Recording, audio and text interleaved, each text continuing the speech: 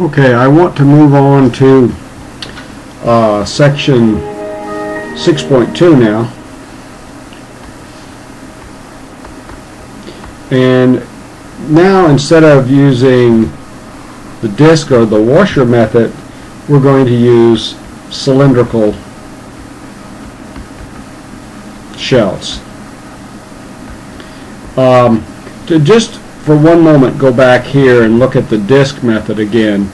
Remember that when we are writing our equations, it's going to be in terms of the axis that it's being rotated around. So this is being rotated around the x-axis, and our equation is in x, or the way I explained it to you, when you have your washers, the thickness of the washer is in the x direction, therefore the thickness is the dx, and when we're doing our integration, that means that we're going to want this equation in terms of x, like that.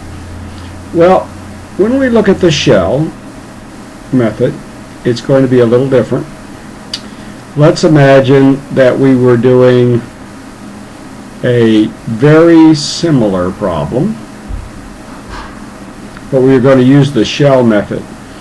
And what we're going to be doing is imagining a little thin shell that goes around like this. So it's still the same projectile.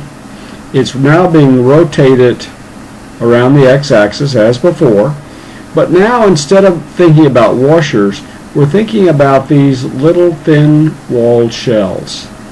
And if you think about it, to get the volume of this thin walled shell, let me get another color out here.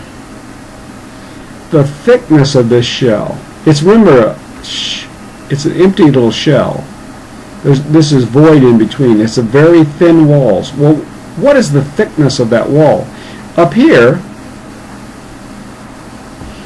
the thickness of the disc or the washer is, we give it as dx.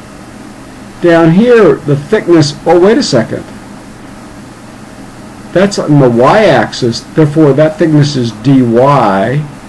Therefore we have to write an equation in terms of y, not in terms of x, even though the solid of revolution is being rotated around the x-axis.